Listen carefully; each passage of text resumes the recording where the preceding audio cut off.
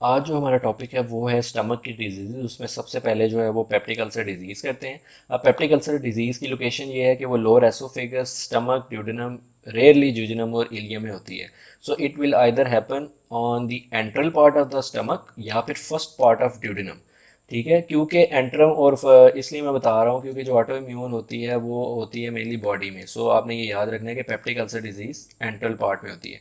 अब इसके कॉजेज जो हैं वो डिफरेंट है कि या तो ये एच पाइलोराई की वजह से, या फिर इन्फ्लेमेटरी साइटोकाइंस, या फिर एनसेड्स या स्मोकिंग। सो ये कॉजेज आपने याद रखने हैं क्योंकि इन्हीं की हमने मैनेजमेंट करनी है। अब अगर तो ये एंट्रल एरिया को इन्वॉल्व करें तो उससे ड्यूडेनम या फिर गैस्ट्रिक अल्सर होगा। लेकिन अगर पूरे एरिया को इन्वॉल्व करें, पैन गैस्ट्राइटिस है, लाइक एसोफेगस भी इन्वॉल्व है, स्टमक भी, ड्यूडेनम भी, सो वो मेनली गैस्ट्रिक कैंसर के चांस उसमें बढ़ जाते हैं, या फिर गैस्ट्रिक अल्सर भी इसी से रिलेटेड है। लेकिन ड्यूडेनम सिर्फ एंट्रल पार्ट से रिलेटेड है।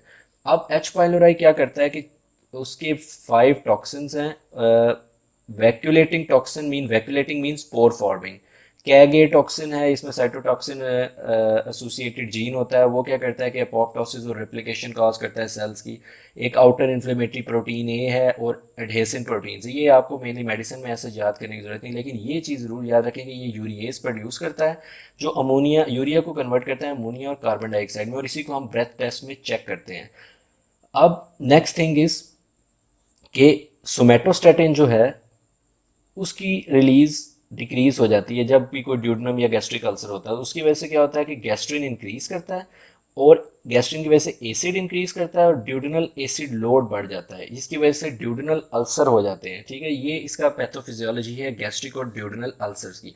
क्लिनिकली फिर ये है कि एपिगैस्ट्रिक पेन तो होगी, मील से रिलेट होगी, लेकिन ठीक है, और एपिगैस्ट्रिक के साथ साथ एपिसोडिक पेन होगी, like it's not constant, it happens episodic. और अगर परसिस्टेंट वॉमिटिंग भी है तो उसकी वजह से गैस्ट्रिक आउटलेट ऑब्स्ट्रक्शन का भी सस्पिशन हो सकता है, जो कि इसकी कॉम्प्लिकेशन है, वो हम लास्ट में पढ़ेंगे।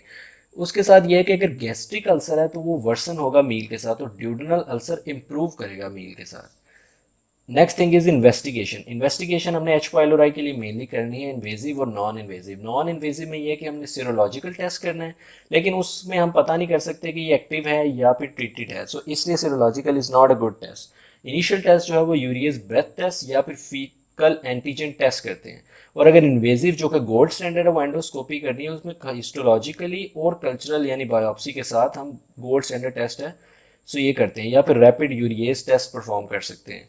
अब मैनेजमेंट क्या है कि एनसेड और स्मोकिंग की वजह से होता है, तो अल्कोहल, स्मोकिंग, एनसेड ये सारी चीज़ें अवॉइड करनी है। अल्कोहल इज ना लिखें आप, एनसेड और स्मोकिंग को अवॉइड करें। स्पेसिफिक थेरेपी ये है कि ट्रिपल और क्वाड्रपल। ट्रिपल में ये है कि क्लेरिथ्रो, मॉक्सिसिलिन और पीपीआई, अगर इनमें से किसी में भी कोई रेजिस्टेंट है तो साथ मेट्रो भी यूज़ कर सकते हैं। और अगर क्वाड्रपल थेरेपी है वो है बिस्मथ, पीपीआई, टेट्रा और मेट्रोनाइडोजोल। अब ये दोनों ये 7 या 10 to 14 डेज के लिए डिपेंडिंग अपॉन द कॉम्प्लिकेशन या स्वीट आप देनी है।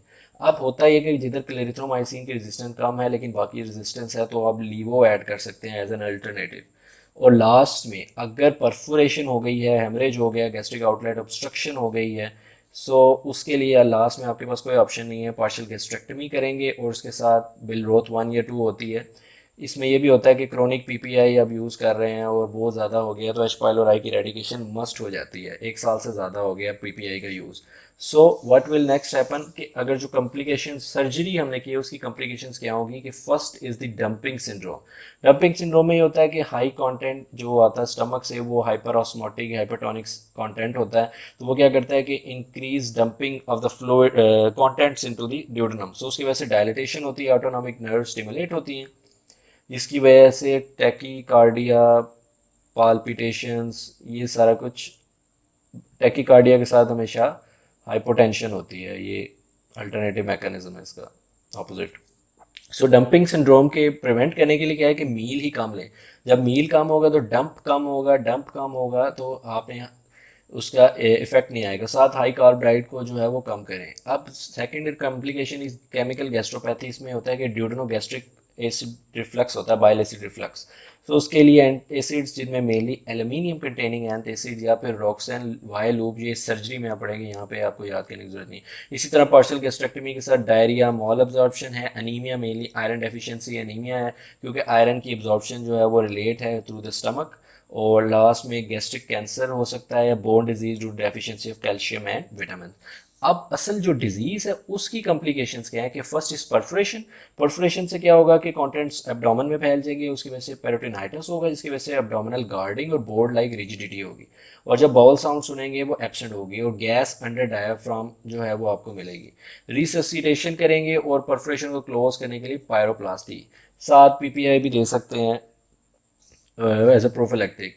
Next thing is gastric outlet obstruction. Gastric outlet obstruction में यह है कि आपकी जो गैस्ट्रिक कंटेंट्स है वो लॉस होते हैं, जिसकी वजह से क्या होगा, क्लोराइड कंटेंट कम, एच पॉजिटिव कम, के पॉजिटिव कम, लेकिन बाइकार्बोनेट इंक्रीज। सो हाइपोक्लोरीमिक मेटाबॉलिक अल्कलोसिस।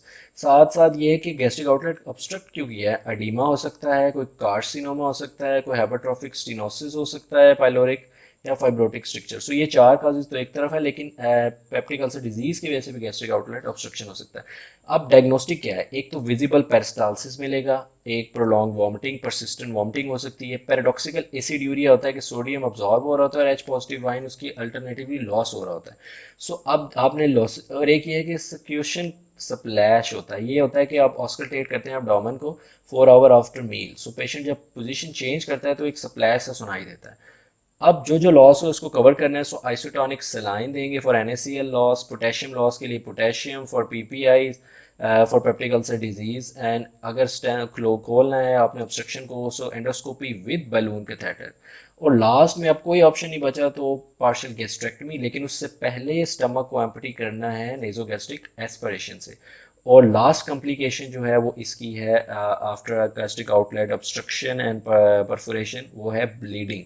सो मैसिव हेमरेज भी हो सकता है और उसकी ट्रीटमेंट वही जे ब्लीड की तरह करनी है कि IV फ्लूइड्स देने हैं, एंडोस्कोपी, सर्जरी और अदर असेसमेंट करनी है for other causes of bleeding.